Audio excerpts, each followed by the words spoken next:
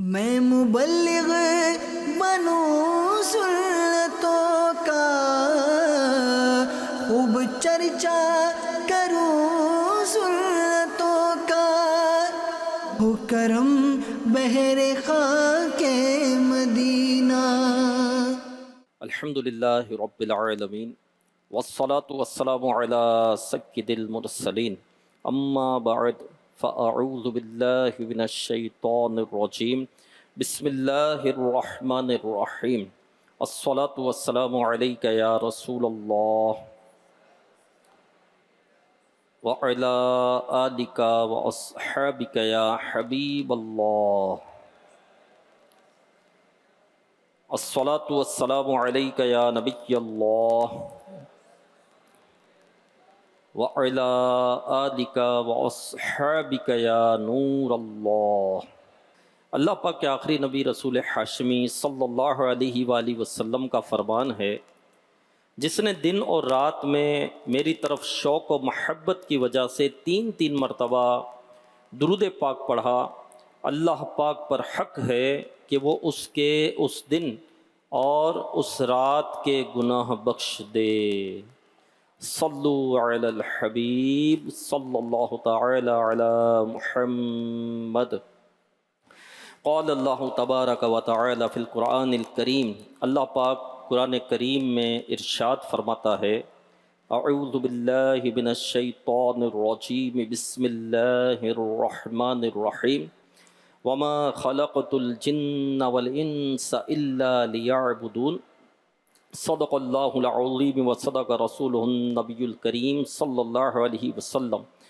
ترجمہ کنز العرفان، اور میں نے جن اور آدمی اسی لیے بنائے کہ میری عبادت کریں۔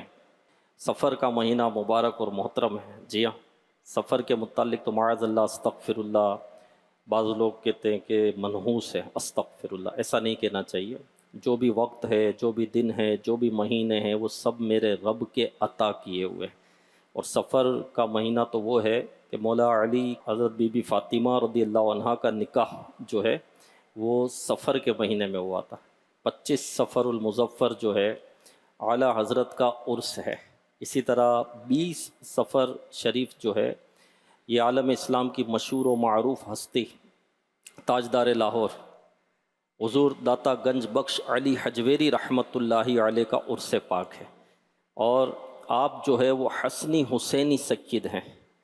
داتا صاحب جو ہیں یہ حسنی حسینی سید ہیں، اور کم و بیش 400 ہجری کو دنیا میں آپ تشریف لائے، اور لاہور میں جو ہے وہ 34 سال کی عمر میں یہ لاہور آپ تشریف لے گئے، اور وہاں پر نیکی کی دعوت عام کی، دین شریعت اور اسلام کے احکامات مسلمانوں کو سکھائے، بے شمار غیر مسلموں کو داتا صاحب نے جو ہے وہ مسلمان کیا، اور جو پہلے مسلمان تھے انہیں شریعت اور سنتوں کا پیکر بنایا، کئی عالم بنائے، کئی لوگوں کو اپنی تربیت میں رکھ کر داتا صاحب نے ولایت کے بلند مرتبے پر پہنچا دیا۔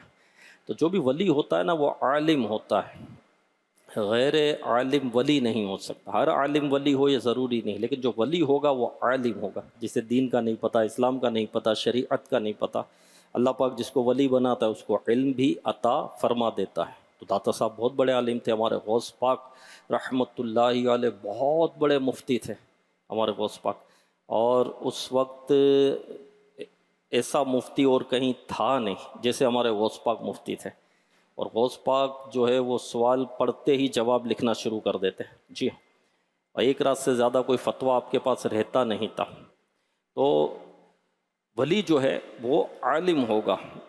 تو پیارے اسلام حضور داتا گنج بخش علی حجویری رحمۃ اللہ علیہ بہت ماہر عالم دین تھے۔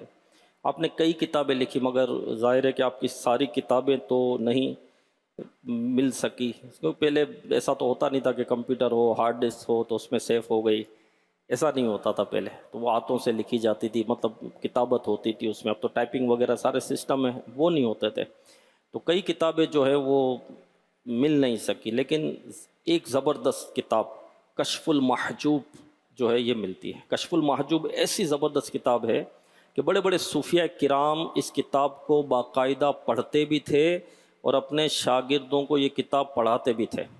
کشف المحجوب کا معنی ہے دل کے پردے کھولنے والی کتاب.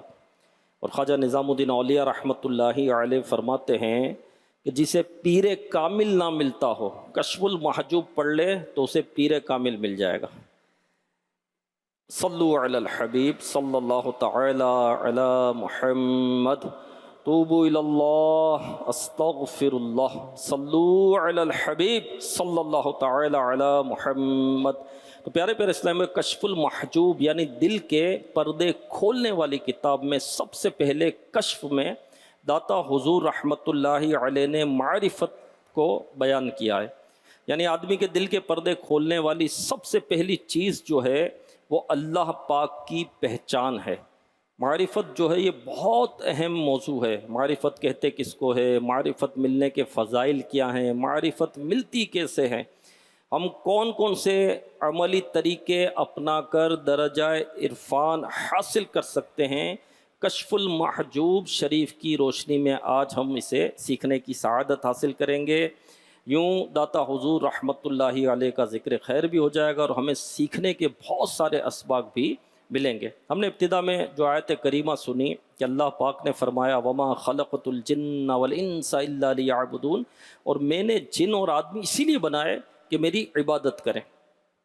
امام مجاہد رحمۃ اللہ علیہ جو علم تفسیر کے بہت بڑے امام ہیں فرماتے ہیں اس آیت میں عبادت سے مراد معرفت ہے. یعنی آیت کا مطلب یہ ہوگا کہ میں نے جن اور انسان اسی لیے پیدا فرمائے تاکہ میری معرفت حاصل کریں. ہماری پیدائش کا جو مقصد ہے وہ کیا ہے کہ اللہ کی معرفت حاصل کرنا، اللہ کی پہچان حاصل کرنا. جب پہچان ہوگی تو عبادت کر سکے گا، جیسی پہچان ہوگی اس کے مطابق وہ عبادت کر سکے گا. ایک حدیث قدسی جسے بڑے بڑے اولیاء کرام نے ذکر کیا اور اس سے بڑے بڑے مسائل نکالے ہیں. اللہ پاک فرماتا ہے میں ایک چھپا ہوا خزانہ تھا، پس میں نے چاہا کہ پہچانا جاؤں، چنانچہ میں نے مخلوق پیدا فرمائی. پتہ چلا مخلوق کو جو پیدا کیا گیا اس لیے تاکہ بندے اللہ پاک کی پہچان حاصل کریں، آداب بندگی سیکھیں اور اللہ پاک کی کمال بندگی اختیار کریں. اب یہاں سوچنے کی بات یہ ہے کہ ہمیں کائنات میں بھیجا گیا، کس لیے بھیجا گیا؟ کہ ہم اللہ پاک کی معرفت حاصل کریں، اللہ پاک کی پہچان حاصل کریں. اور یہ ایک کام ہمارے ذمے ہے کہ تم دنیا میں آئے ہو تو اللہ پاک کی معرفت حاصل کرو، اللہ پاک کی پہچان حاصل کرو، اللہ پاک کی عبادت کرو، آداب زندگی سیکھو، آداب بندگی سیکھو اور اللہ پاک کی جیسی بندگی چاہیے ویسی بندگی کرو. یہ دنیا میں بھیجنے کا ہمیں جو ہے یہ مقصد بیان ہو گیا. اچھا، اب یہ کام کرنے کے لیے دیکھیے کہ اللہ پاک نے ہمارے لیے کیا کیا اہتمام فرمایا. ہمیں ایک ہی کام دیا ہے کہ رب کی پہچان حاصل کرنی ہے، لیکن اللہ پاک نے کیا کیا اہتمام فرمایا کہ زمین ہمارے لیے پیدا فرما دی. اور ہماری پیدائش سے پہلے زمین کو بچھا دیا گیا، کیونکہ زمین مخلوق ہے نا، آسمان بھی مخلوق ہے، زمین بھی مخلوق ہے، ستارے بھی مخلوق ہے، چاند بھی مخلوق ہے، سورج بھی مخلوق ہے. مخلوق وہ جو پیدا کی گئی، اور خالق پیدا کرنے والا اللہ ہمیشہ سے ہے، ہمیشہ رہے گا، اسے کسی نے پیدا نہیں کیا. لیکن جو بھی چیزیں دنیا میں یہ مخلوق ہیں، یہ سب مخلوق ہیں. یہ زمین مخلوق، یہ آسمان مخلوق، کھیت جو ہیں یہ مخلوق، کھلیان مخلوق، یہ بادل چل رہے ہیں یہ سب مخلوق ہے، کیونکہ یہ پیدا کیے گئے. پہلے زمین نہیں تھی، پہلے آسمان نہیں تھا، پہلے سورج نہیں تھا، پہلے چاند نہیں تھے، سب پیدا کیے گئے. تو اللہ پاک نے زمین کس کے لیے بچھائی؟ ہمارے لیے بچھائی نا. آج ہم کس پر بیٹھے ہوئے ہیں؟ زمین پر بیٹھے ہیں. ہم کس پر چلتے ہیں؟ زمین پر چلتے ہیں. زمین نہ ہوتی تو بیٹھتے کیسے؟ زمین نہ ہوتی تو چلتے کیسے؟ بولے میں تو چیئر پر بیٹھا ہوں، تو چیئر بھی تو زمین پر ٹکی ہوئی ہے. زمین ہے تو بیٹھتے ہیں نا، زمین ہے تو چلتے نا. گاڑیاں کس پر چلتی ہیں؟ زمین پر چلتی ہے. تو زمین کس کے لیے بچھائی؟ کتنی بڑی زمین، آپ دیکھو تو صحیح، آپ کتنی بڑی زمین اور کتنی ہیوی زمین، اس کا وزن کتنا ہوگا اس زمین کا، میرے رب نے بچھا دی. یہ جو ہے زمین میرے رب نے بچھائی. اور کس کے لیے بچھائی؟ ہمارے لیے بچھائی زمین. یہ رب نے ہمارے لیے یہ زمین بچھائی. اتنا بڑے آسمان کا جو شامیانہ تان دیا گیا بغیر ستون کے، یہ آسمان کھڑا ہوا ہے. آپ مجھے دیکھیں، آپ دیکھیں میرے پیارے اسلام، اللہ کی شان دیکھیں، اللہ کی قدرت دیکھیں، اس پر غور تو کرے آدمی. یہی تو ہے، غور کریں یار. اللہ کی معرفت کیسے ملتی ہے بندے کو؟ جب بندہ غور کرتا ہے. اتنا بڑا آسمان جو ہے میرے رب نے کھڑا کر دیا، اتنا ہیوی اور اتنا بڑا آسمان. اور بغیر کسی ستون کے، بغیر کسی ٹیک کے کوئی بھی ایسی چیز نہیں. آپ ایک چادر ہی تان کر بتا دو، ایک چادر ہے نا، اتنی ہلکی سی چادر ہے یہ، ٹھیک ہے، ایک انگلی سے بھی آپ اٹھائیں تو یہ چادر اٹھ جائے گی، لیکن آپ اس کو بغیر سپورٹ کے تان کر بتا دو، فضا میں معلق کر کے دکھا دیں، کوئی سپورٹ نہیں ہوگی، کوئی سٹینڈ نہیں ہوگا کہ اس سٹینڈ پر جو ہے وہ چادر ہے یا کوئی آپ نے رسیوں سے کوئی باندھی ہوئی ہے، ایسے نہیں، بس آپ اس کو تان کر بتا دیں بغیر سپورٹ کے. آپ تان سکتے ہیں؟ ہاں، کوئی تان دے تو بولو بھائی یہ کرامت ہے، کوئی ولی ہے تو بھائی ولی سے پھر کرامت سے یہ چیز ہو سکتی ہے، لیکن ایک عام انسان کا یہ کام نہیں ہے کہ اتنی معمولی سی جو چادر ہے اس کو تان کر دکھا دے بغیر کسی سپورٹ کے. میرے رب نے اتنا بڑا آسمان جو ہے اس کا شامیانہ تان دیا، درخت پھول پتے باغات سجا دیے، کس کے لیے؟ درخت کس کے لیے؟ درخت آکسیجن دیتا ہے، کس کو دیتا ہے؟ ہمیں دیتا ہے. کاربن ڈائی آکسائڈ جو ہے یہ جذب کرتا ہے، کاربن ڈائی آکسائڈ جو ہے یہ گیس ہے اور زہریلی گیس ہے، انسان کے لیے نقصان ہے. درخت جو ہے اس کو جذب کرتا ہے، پھر درخت کے ذریعے ہمیں پھل ملتے ہیں، کس کو ملتے ہیں؟ ہمیں ملتے ہیں. ٹھیک ہے، درخت کے اور بھی بہت سارے فوائد ہیں کہ درخت جو ہے وہ زمین سے پانی کو چوستا ہے اور پھر پتوں کے ذریعے خارج کرتا ہے، اور یہ بھی بارش کا سبب بنتی ہے. کلائمیٹ جو چینج ہوا ہے کہ گرمی کی شدت ہے دنیا بھر میں، آپ دیکھیں تو اس کی ایک وجہ یہ ہے کہ درختوں کا کاٹنا، کہ درخت بہت کٹ رہے ہیں. تو اس کی ایک وجہ ہے، درخت کے بہت فوائد ہیں، درخت جڑی بوٹیاں بھی دے، پھل بھی دے، سیلاب سے بھی حفاظت درختوں کے ذریعے ہوتی ہے کہ درختوں کی جو جڑیں ہوتی ہے نا پانی کو روکتی ہے، تو اس سے سیلاب سے بھی حفاظت ہوتی ہے. تو ابھی درخت کس کے لیے؟ ہمارے لیے بنائے گئے. پھول کس کے لیے بنائے گئے؟ ہمارے لیے. پتے کس کے لیے بنائے گئے؟ ہمارے لیے. باغات کس کے لیے سجائے گئے؟ بڑے بڑے پہاڑوں کی میخیں میرے رب نے ٹھوک دی، کیونکہ زمین کو جب پیدا کیا تو زمین ہل رہی تھی، تو پہاڑوں کی میخیں جو ہے میرے رب نے اس میں پہاڑوں کی کیلیں ٹھوک دی اس کو، اور زمین کو ساکن کر دیا. ہاں، تو یہ کس کے لیے؟ ہمارے لیے. ستارے جو ٹمٹما رہے ہیں کس کے لیے؟ کہ ستاروں کے ذریعے جو ہے یہ لوکیشن معلوم ہوتی، راستہ معلوم ہوتا ہے. جی ہاں، پہلے ستاروں کے ذریعے ہی جو ہے وہ ترکیب ہوتی تھی راستے معلوم کرنے کی. اور اب بھی جو سمندر کے سفر ہوتے ہیں تو اس میں باقاعدہ کمپاس وغیرہ اور یہ ساری چیزیں اب بھی ہوتی ہے، لیکن کئی جگہ ایسی ہوتی ہے کہ وہاں یہ چیزیں کام نہیں کر رہی ہوتی، تو ستاروں کے ذریعے یہ اپنی لوکیشن پر چل رہے ہوتے. جی ہاں، ستارے کس کے لیے؟ ہمارے لیے. اربوں نوری سالوں پر پھیلی ہوئی کہکشائیں، پورا نظام شمسی، پھر زمین سے اگتے پودے، رنگا رنگ چیزیں، الگ الگ ذائقوں سے بھرپور پھل، سب کچھ بنا دیا گیا. اور یہ کس کے لیے؟ اناج کس کے لیے؟ ہمارے لیے. سب ہمارے لیے. سوچنے سمجھنے کے لیے عقل بھی عطا ہو گئی. عقل بھی رب نے عطا کی نا، عقل بھی رب نے عطا کی.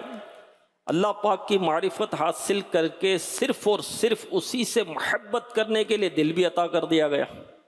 جی ہاں، پھر چونکہ صرف عقل کافی نہیں ہوتی، لہٰذا انبیاء کرام علیہ السلام بھی بھیج دیے گئے، کتابیں نازل فرما دیں، ہماری ہدایت کے لیے سارے سامان کر دیے گئے. ان سب اہتمامات کے ساتھ فرمایا وما خلقت الجن والانس الا لیعبدون، اور میں نے جن اور آدمی اسی لیے بنائے کہ میری عبادت کریں.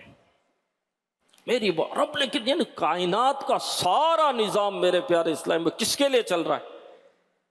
ہمارے لیے چل رہا ہے. سارا نظام ہمارے لیے چلا. ہم کس کے لیے؟ ہم اپنے رب کی عبادت کے لیے، رب کی معرفت حاصل کرنے کے لیے، رب کی پہچان کرنے کے لیے.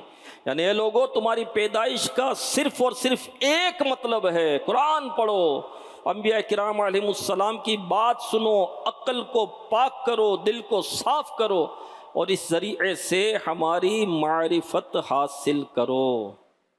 اب ذرا سوچنے کی بات ہے کہ ہم نے دنیا میں آ کر کوٹھیاں تو بنا لی، کاریں بھی خرید لی، اور بھائی نئے نئے ماڈل کی ہمیں کار چاہیے، اس کے پاس وہ ہے تو مجھے بھی یہی لینی ہے. ہم اس پہ لگے ہوئے نا، ہم اس پہ لگے ہوئے ہیں کہ گھر ہے، کرائے کا گھر ہے تو اپنا ہو جائے، اپنا گھر ہے تو اب تو ایک ہی کمرے کا، 2 کمرے کا ہو جائے، 2 کمرے کا ہے تو 4 کمرے کا ہو جائے، 4 کمرے کا ہے تو بندہ بولے گا بس یار یہ محلہ اب صحیح نہیں ہے، علاقہ صحیح نہیں ہے. کیونکہ جب جیب میں پیسہ آتا ہے تو محلہ اچھا نہیں لگتا، جیب میں پیسہ آتا ہے تو علاقہ اچھا نہیں لگتا. نہیں بچے خراب ہو رہے، جبکہ خود یہیں پر ہی بڑا ہوا ہے، وہ یہیں پیدا ہوا ہے، یہیں بڑا ہوا ہے، یہیں کمایا ہے، اور آج محلہ اس کو برا لگنے لگ رہے ہیں. ہاں محلہ آج صحیح نہیں، کیوں؟ جیب میں پیسہ آ گیا.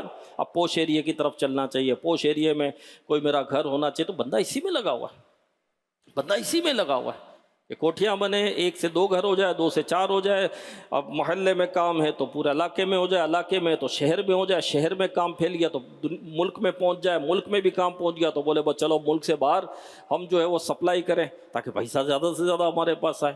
ہم نے دنیا میں آ کر کوٹھیاں بنا لی اور اس کی پلاننگ کرنے پر تو ہم لگ گئے، فیوچر پلاننگ میں لگ گئے، کاریں بھی خرید لی، خریدنے والوں نے جو نہیں خرید سکتے تو وہ خریدنے کی تڑپ میں، خریدنے کی چاہت میں، خریدنے کی سوچ میں کہ کب میرے پاس پیسہ ہے تو میں بھی خریدوں، اور وہ بھی یہی ہے، بینک بیلنس بھی بڑھا لیے، بینک میں بھی پیسہ جمع کر، کاروبار بھی پھیلا لیے، کئی ملکوں میں شاخیں بھی کھل گئی، اربوں پتی بھی ہونے والے ہو گئے، مگر اپنی تخلیق کا بنیادی ترین مقصد کہ اللہ پاک کی معرفت یعنی پہچان حاصل کرنا ہی پورا نہ کر سکے تو بتائیے ہم نے یہاں آ کر کمایا کیا؟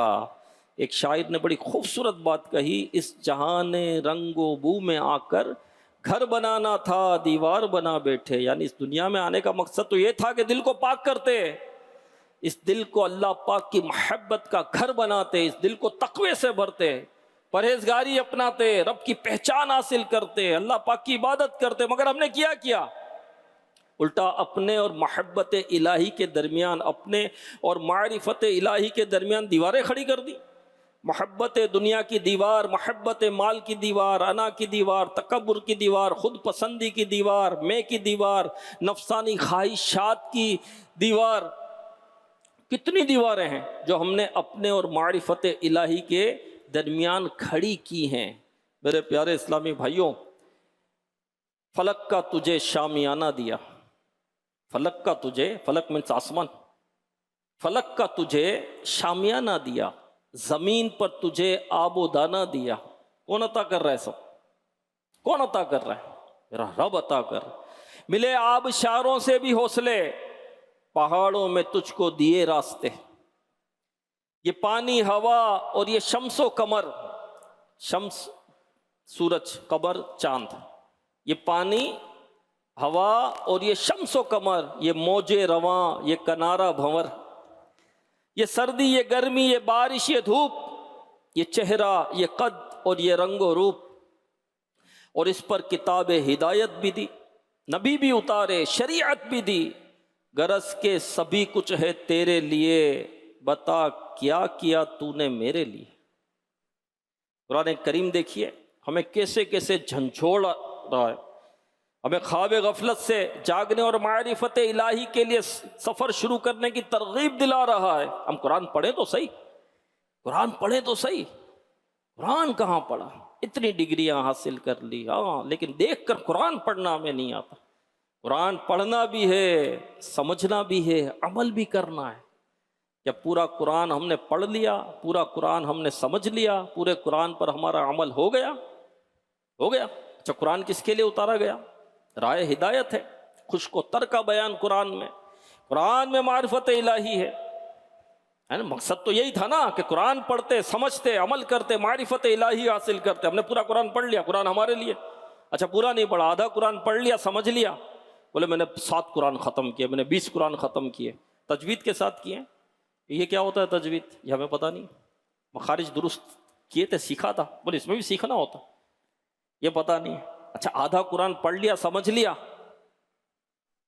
آدھا قرآن پڑھ کر ترجمہ، تفسیر اور سمجھنا نہیں۔ اچھا، آدھا بھی نہیں، 1 پارہ، 30 نہیں، 1 پارہ پڑھ لیا، سمجھ لیا، ترجمہ، تفسیر اور کسی ماہر عالم سے نہیں۔ 1 رکوع نہیں، 1 آیت نہیں، 1 آیت تک نہیں۔ پیارے اسلام بھائی، تو پھر کیا سمجھا؟ نوٹ گننا آتے بھائی، حساب کتاب آتا ہے، کیلکولیٹر چلانا آتا ہے، کھاتے بنانا آتے، ٹھیک ہے، بنائیں، اس پر کلام نہیں ہے، لیکن جو مقصد تھا اس سے تو ہٹ گئے نا۔ قرآن پاک معرفت الہی کے لیے سفر شروع کرنے کی ترغیب دلا رہا ہے۔ آیت سنیے، فرمایا افلا ينظرون الى الابل کیف خلقت، تو کیا وہ اونٹ کو نہیں دیکھتے کہ کیسا بنایا گیا ہے؟ یعنی جھنجھوڑا جا رہا ہے کہ بھائی اونٹ پر تو غور کرو، اس کی خلقت کو سمجھو۔ ہاں، اونٹ کو تو دیکھنا ہے تو بس اس پر ایک جھولا کھانا ہے، راؤنڈ کھانا ہے، ساحل سمندر پر اونٹ چلتے بیٹھیں گے، اونٹ پر راؤنڈ کھا کر ایک آ جائیں گے، یہ ہے نا۔ جانور انسان جو پالتا ہے اس کے کیا مقاصد ہوتے ہیں؟ کہ جانور کے ذریعے جو ہے یہ سواری کرتا ہے، کھیت کھلیان میں ان سے مدد لیتا ہے، اس پر مال اپنا لوڈ کرتا ہے، اس سے دودھ حاصل کرتا ہے، اس سے گوشت حاصل کرتا ہے۔ اونٹ میں یہ ساری چیزیں، اونٹ میں یہ ساری چیزیں، اونٹ پر آپ سواری بھی کر سکتے ہیں، کھیت کھلیان میں بھی کام آ سکتا ہے، اونٹ پر آپ لوڈنگ بھی کر سکتے ہیں، ٹھیک ہے، گوشت بھی حاصل کر سکتے ہیں، اونٹ میں یہ ساری چیزیں۔ غور تو کرو یار۔ اچھا اونٹ جو ہے تھوڑی غذا پر چل جاتا ہے، یعنی کانٹے اور کچھ پتے کھا کر اس کا گزارا ہو جاتا ہے، 15 دن تک نہ کھائے تو چل سکتا ہے، 15 دن تک نہ پیے تو چل سکتا ہے۔ ارے غور تو کرو، اللہ پاک نے کیسی مخلوق بنائی ہے یار، غور کرو یار، غور کریں۔ وَإِلَى السَّمَاءِ كَيْفَ رُفِعَتْ، اور آسمان کو کیسا اونچا کیا گیا ہے۔ ارے بھائی غور تو کرو، دیکھو تو صحیح آسمان کو۔ آسمان ذریعہ معرفت الہی ہے، مگر ہم آسمان کو دیکھتے ہیں تصویریں بنانے کے لیے۔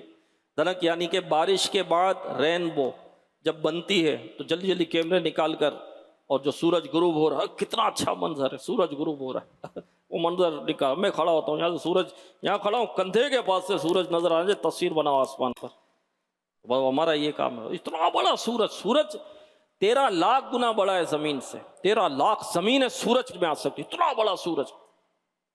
ارے غور تو کرو، اتنی بڑی اللہ کی مخلوق سورج، اور یہ دھوپ دے رہا ہے، اور یہ نکل رہا ہے، اور روشنی دے رہا ہے، اس کی روشنی دیکھو یار کیسی، اور یہ غروب ہوتا ہے تو پھر رات ہو جاتی ہے، اندھیرا ہو جاتا ہے۔ ارے غور تو کرو۔ نہیں، ہمیں آسمان کو دیکھ کر بھی تصویریں بنانی، آسمان کے منظر دیکھنے۔ وَإِلَى الْجِبَالِ كَيْفَ نُصِبَتْ، اور پہاڑوں کو کیسے قائم کیا گیا ہے۔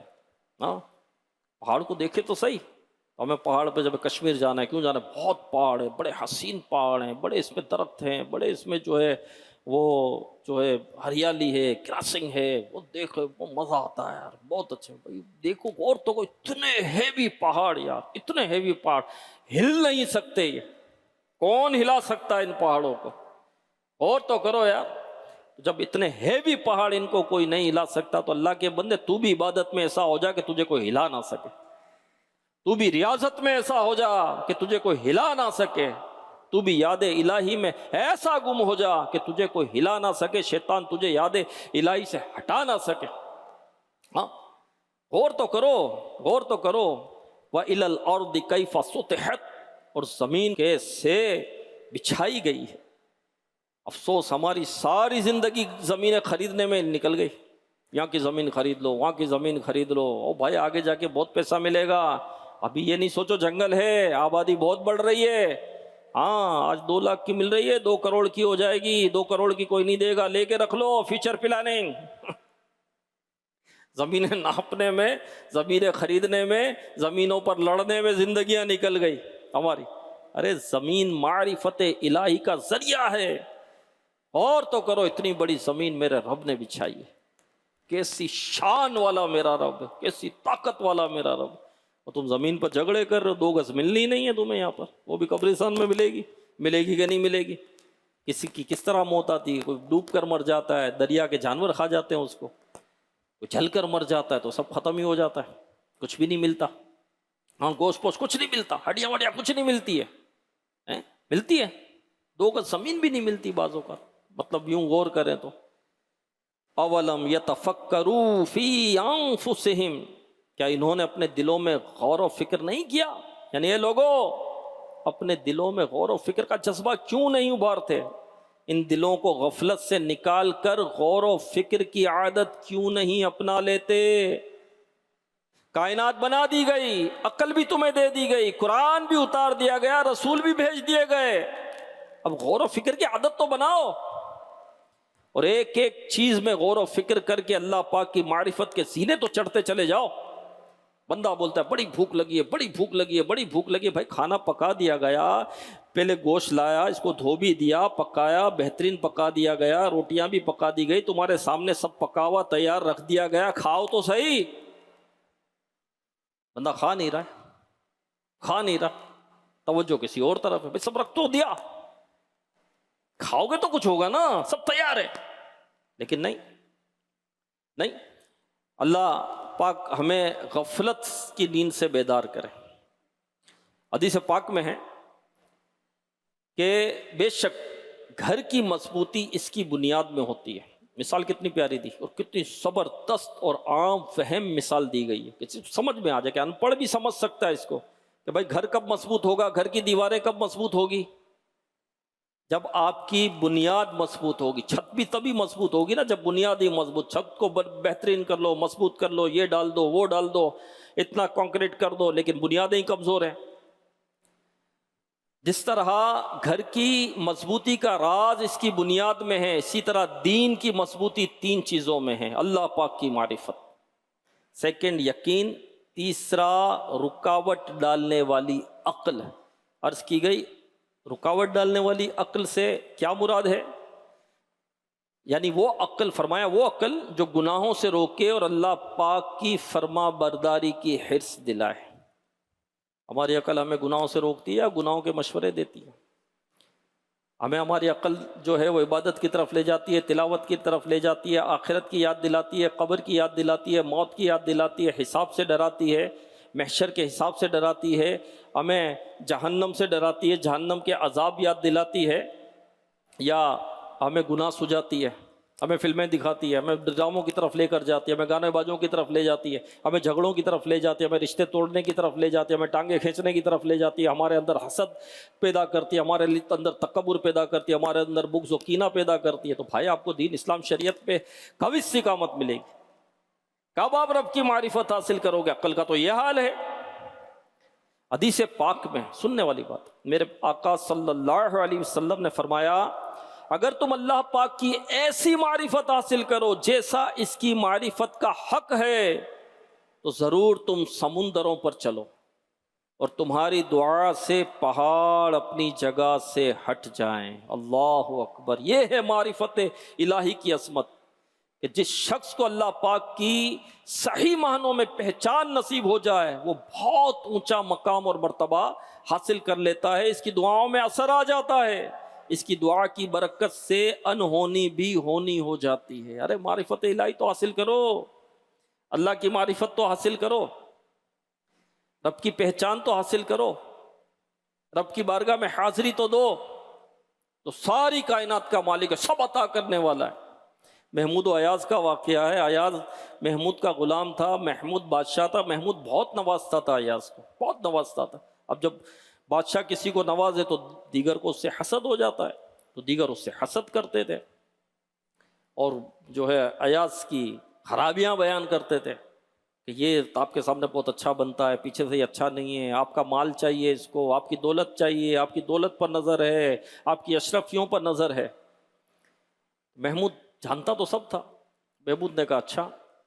ایک مرتبہ محمود چل رہا تھا اور اشرفیوں کی تھیلی اس کے پاس تھی, اس نے پھینکے, لوٹو. بادشاہ ہے بھائی, بادشاہ آج اشرفیاں لوٹا رہا ہے. سب لوٹنے میں لگ گئے. جتنے حاسدین تھے نا جو ایاز کی برائیاں بیان کرتے تھے وہ سب لوٹنے میں لگ گئے, وہ موتی اور اشرفیاں.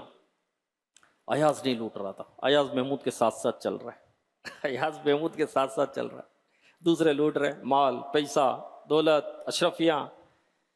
محمود نے ایاز سے کہا تم کیوں نہیں لوٹ رہے ہو؟ سب موتی لوٹ رہے, تم بھی لوٹ لو. کہا مجھے موتی نہیں, مجھے موتی والا چاہیے. مجھے موتی نہیں چاہیے, مجھے موتی والا چاہیے. ہاں, کائنات چاہیے, زمین چاہیے, جائیداد چاہیے, مال چاہیے, دولت چاہیے, شہرت چاہیے, بینک بیلنس چاہیے, یا وہ چاہیے جو سب عطا کرتا ہے؟ وہ چاہیے جو سب عطا کرتا ہے. ہاں میرے پیارے اسلامی بھائیوں, تو علماء کرام فرماتے ہیں کہ جو اللہ پاک کی معرفت یعنی پہچان حاصل کرے اس کی گزر بسر پاکیزہ زندگی اعلیٰ اور پر لطف ہو جاتی ہے. بے چینی ختم ہو جاتی ہے, بے قراری ختم ہو جاتی ہے. اس کو اپنے رب کی پہچان چاہیے, اس کو اپنا رب چاہیے. اور ساری بے چینی تو دنیا کی چاہت میں ہے نا, ساری بے قراری تو دنیا کی چاہت میں ہے نا, سارے جھگڑے تو دنیا کی چاہت میں ہی ہے نا. کوئی ایک جھگڑا بتا دو جس میں دنیا کی چاہت نہ ہو, جس میں مال کی چاہت نہ ہو. ایک جھگڑا بتا دو. جتنے جھگڑے ہو رہے ہیں, جنگیں ہو رہی ہے, لڑائیاں ہو رہی ہے, کس میں ہو رہی ہے؟ اقتدار, مال, دنیا میں, یہی ہے نا. اور کیا ہے آپ مجھے بتائیے میرے پیارے اسلام, اسی میں ساری بے چینی ہے, بے قراری ہے. اللہ پاک ہمیں اپنی معرفت عطا فرمائے. بہت پیاری بات کی حضرت مالک بن دینار رحمۃ اللہ علیہ نے، سننے والی بات ہے۔ آپ فرماتے کہ دنیا دار دنیا سے چلے گئے، دنیا دار دنیا سے چلے گئے، لیکن دنیا کی سب سے لذیذ ترین چیز کو چکھ بھی نہ سکے۔ دنیا دار دنیا سے چلے گئے، لیکن دنیا کی جو سب سے لذیذ ترین چیز ہے اس کو چکھ بھی نہیں سکے۔ کسی نے کہا حضور وہ چیز کیا ہے؟ فرمایا معرفت اللہ، اللہ پاک کی معرفت، یعنی دنیا کی جو سب سے لذیذ بھری چیز ہے وہ اللہ پاک کی معرفت ہے۔ اللہ پاک ہمیں توفیق نصیب کرے۔ معرفت کہتے ہیں کس کو ہیں، اور یہ نعمت کیسے حاصل ہوتی ہے؟ چند اوصاف جو آدمی اپنے اندر جمع کر لے تو اسے عارف کہتے ہیں۔ عارف وہ جسے رب کی پہچان، عارف باللہ سنا ہوگا ہے نا، یہ تو عارف باللہ تھے۔ عارف باللہ رب کی پہچان جس کو نصیب ہو اس کو عارف کہتے ہیں۔ تو چند اوصاف ایسے، نمبر ایک، اللہ پاک کے پاکیزہ ناموں اور اس کی صفات کا علم حاصل کرے، اس کی صفات کا علم حاصل کرے۔ نمبر دو، اللہ پاک کے ہر فیصلے پر راضی ہو جائے۔ بنی اسرائیل نے حضرت موسیٰ علیہ السلام کی خدمت میں عرض کی کہ اللہ پاک سے پوچھیں کہ ہم کیا عمل کریں کہ اللہ ہم سے راضی ہو جائے، ہمیں کوئی عمل بتایا جائے، ہمیں کوئی عمل بتایا جائے۔ بھائی اللہ کو راضی کرنا ہے، بھائی دن رات عبادت کرنی پڑے گی، اللہ کو تو دن رات عبادت کرے گے تو راضی ہوگا، ہے نا، ایک سوچ بنتی ہے۔ موسیٰ علیہ السلام نے اللہ پاک کی بارگاہ میں عرض کی، یا اللہ بنی اسرائیل کہتے ہیں کہ کوئی عمل ارشاد فرما، یہ کریں تو ان سے راضی ہو جا۔ اللہ پاک نے فرمایا بنی اسرائیل سے کہہ دو مجھ سے راضی ہو جائے، میں ان سے راضی ہو جاؤں۔ اللہ کے بندے تو اللہ سے تو راضی ہو جا۔ رب کی بارگاہ میں عرض کرتے یا اللہ میری یہ پریشانی دور۔ ہماری چاہت کیا ہے رب سے؟ ہم رب سے کیا چاہتے ہیں؟ پریشانیوں کے حل، غموں کے حل، مصیبتوں کے حل، آزمائشوں کے حل، آسانی، صحت، تندرستی، مال، دولت، کوئی پریشانی نہیں، کوئی دکھ نہیں، کوئی آزمائش نہیں، مہنگائی ختم ہو جائے، یہی چاہتے ہیں نا بندہ۔ رب سے کتنی چاہت ہے، ہم کتنی دعائیں کرتے ہیں، کتنی دعائیں کرتے، دعا کرنی بھی چاہیے، دعا عبادت کا مغز ہے، لیکن دنیا کی دعائیں زیادہ ہوتی ہیں نا ہماری۔ رب سے کتنی چاہت ہے، ارے کبھی سوچا رب ہم سے کیا چاہتا ہے؟ میری معرفت حاصل کرو، میری پہچان حاصل کرو۔ کبھی یہ سوچا ہم نے؟ کبھی ہم نے یہ سوچا؟ نہیں میرے پیارے اسلام بھائی۔ تو اللہ کے فیصلے پر راضی ہونا، اللہ کی رضا پر راضی ہونا، جو حال ہو اللہ کا شکر ادا کرے۔ یا اللہ تیرا شکر ہے، یا اللہ تیرا شکر ہے، تو جس حال میں رکھے تیرا شکر ہے۔ ایک بزرگ کہیں سے جا رہے تھے تو کہیں خاک اڑ کر آئی سر پر، تو کہا یا اللہ تیرا شکر ہے۔ کسی نے کہا حضور خاک اڑ کر آئی ہے، اس میں شکر ادا کرنے کا کون سا موقع ہے؟ فرمایا جس پر آگ برسنی چاہیے اس پر خاک برسی، شکر ادا نہ کرو؟ میرے تو اعمال ایسے ہیں، میں تو ایسا گناہ گار ہوں کہ مجھ پر تو آگ برسنی چاہیے تھی، تو خاک ہی برسی نا، اللہ کا شکر نہ ادا کرو، اللہ کا شکر ادا نہ کرو۔ بارش نہیں ہو رہی تھی، قحط سالی تھی، لوگ شکوے کر رہے تھے، بارش نہیں ہو رہی، بارش نہیں ہو رہی، بارش نہیں ہو رہی۔ ایک بزرگ کہتے تم شکوے کرتے ہو، میں شکر کرتا ہوں۔ کہا حضور بارش نہیں ہو رہی اور آپ شکر ادا کر رہے ہیں، قحط سالی ہو رہی ہے آپ شکر ادا کر رہے ہیں؟ کہا بارش نہیں ہو رہی، شکر اس بات پر ادا کر رہا ہوں کہ پتھر نہیں برس رہے، پتھر نہیں برس رہے۔ اعمال تو ایسے ہیں کہ پتھر برسنے چاہیے، تم شکوے کر رہے ہو بارش نہیں ہو رہی۔ اعمال تو دیکھیں کہ اللہ کا شکر ہے پتھر نہیں برس رہے، بارش نہیں ہو رہی تو پتھر بھی نہیں برس رہے، اللہ کا شکر ہے۔ تو یہ ہے کہ اپنے اندر سے برے اخلاق ختم کرنا، اچھے اخلاق اپنا ہے، برے اخلاق ختم کرنا۔ اخلاق میں عادتیں، بری عادتیں اپنی ختم کریں، بد نگاہی کی، بد کلامی کی، رفنیس، تنقیدیں، طنز جاڑنا، لتاڑنا، مارنا، یہ بری عادتیں بہت ساری ہیں۔ اور اللہ پاک کی کامل بندگی اختیار کرنا، دل کے وسوسے جو اللہ پاک سے دور کریں ان پر توجہ نہ کرنا۔ اب معرفت ملتی کیسے ہے؟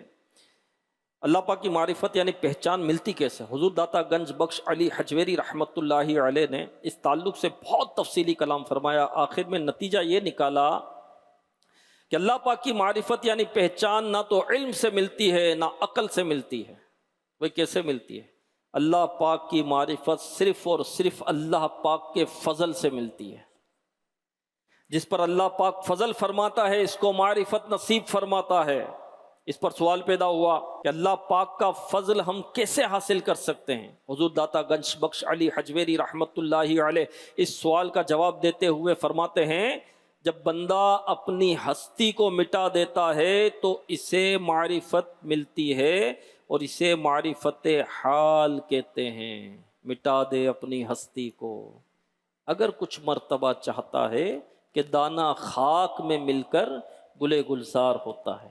رضا جو دل کو بنانا تھا جلوہ گائے حبیب، رضا جو دل کو بنانا تھا جلوہ گائے حبیب، یعنی رضا اس دل میں اگر سرکار علیہ الصلوۃ والسلام کے جلوے بسانے تھے، آقا کی یاد کو بسانا تھا، رضا جو دل کو بنانا تھا جلوہ گائے حبیب، تو پیارے قید خودی سے رہیدہ ہونا تھا، خودی کو تو مٹانا تھا، میں سے تو نکلنا تھا۔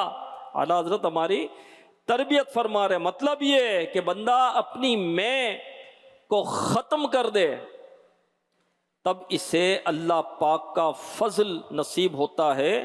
جب فضل نصیب ہوتا ہے تو اسے اللہ پاک کی معرفت حاصل ہوتی ہے کہ بندے تو اپنے اندر سے میں تو نکال، ہر چیز میں ہر چیز میں ہاں میں نکلے، جب تک میں نہیں نکلتی اپنے سے تو نکل تو کوئی پہچان حاصل کرے گا، تو اپنے سے ہی نہیں نکل رہا، تو تکبر سے ہی تجھے فرصت نہیں ہے، معاذ اللہ خود پسندی سے تو نہیں نکل رہا، بس میں افضل، میں اعلیٰ، میں ہی میں ہوں، میری بات سنی جائے، مجھے دکھایا جائے، مجھے بٹھایا جائے، مجھ سے پوچھا جائے۔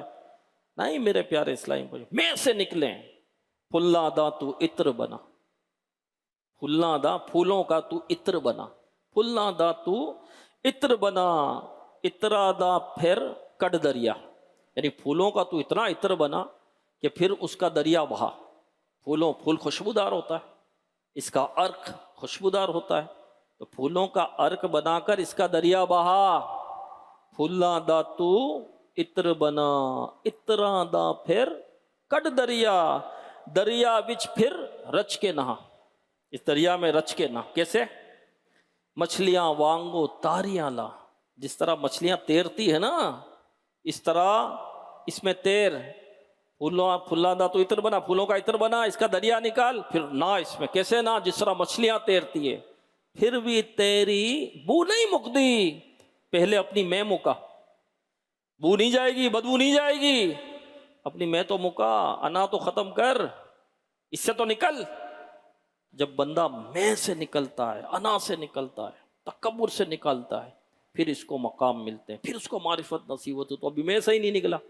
شیخ شبلی رحمت اللہ علیہ اب گورنر تھے، جنید بغدادی رحمت اللہ علیہ کی خدمت میں حاضر ہوئے اور کہا کہ جو معرفت الہی آپ کو نصیب ہوئی ہے میں چاہتا ہوں جتنا پیسہ چاہیے لے لو۔ خواجہ جنید بغدادی رحمت اللہ علیہ نے فرمایا یہ پیسوں سے نہیں ملتی، یہ چیز پیسوں سے نہیں ملتی۔ کہا کیسے ملتی ہے؟ بولے مفت بھی نہیں دے سکتا ورنہ قدر نہیں رہے گی، کیا کروں؟ کہا تم گورنر ہو؟ کہا ہاں۔ حکم چلاتے ہو؟ ہاں۔ سب تمہاری مانتے؟ ہاں۔ فیصلے کرتے ہو؟ ہاں۔ تو کہا ایک کام کرو، جو گورنر ہو نا گلیوں میں جاؤ اور سب سے معافیا مانگو، کیونکہ یہ نیت کے سچے تھے، معرفت چاہیے تھی، یہ چلے گئے سب سے معافیا مانگ رہے، معافیا مانگ رہے، معافیا، گورنر معافیا مانگ رہے تھے۔ پھر آئے ایک عرصے کے بعد تو کہا کہ اب جو فقراء تھے نا ان کی خدمت سپرد کر دی، فقیروں کی خدمت کرو، جاؤ۔ فقیروں کی خدمت کا کام دے دیا۔ اب یہ وہ کام ہے جس میں نکلتی ہے، آدمی کا معافیا مانگ رہا ہے سب سے، میں نکلتی ہے، فقراء کی خدمت تو میں نکلی۔ پھر ایک عرصے بعد آئے اور کہا حضور فقراء کی خدمت بھی جو فرمایا تھا میں کر رہا ہوں۔ اب آپ نے دیکھا اور کہا کہ ہاں اب تیری میں ختم ہوئی ہے۔ پھر آپ نے ایک نظر فرمائی اور معرفت الہی عطا کر کے عارف باللہ کر دیا۔ میں تو نکالو یار، میں سے تو نکلے، آج ہی اختیار کریں، ان کے سارے اختیار کریں، اللہ ہمیں نصیب کرے، اللہ ہمیں نصیب کرے، اللہ پاک ہمیں اپنی پہچان نصیب کرے اور ہمیں اپنا عبادت گزار بندہ بنائے، دعوت اسلامی کے دینی ماحول سے وابستہ رہیں، اجتماعات میں شرکت کرتے رہیں، قافلوں میں سفر کرتے رہیں، انشاءاللہ الکریم دین و دنیا کی برکتیں نصیب ہوگی۔ آمین بجاہ خاتم النبیین صلی اللہ علیہ وسلم۔ میں مبلغ بنوں سنتوں کا، خوب چرچا کروں سنتوں کا، ہو کرم بہر خاک مدینہ۔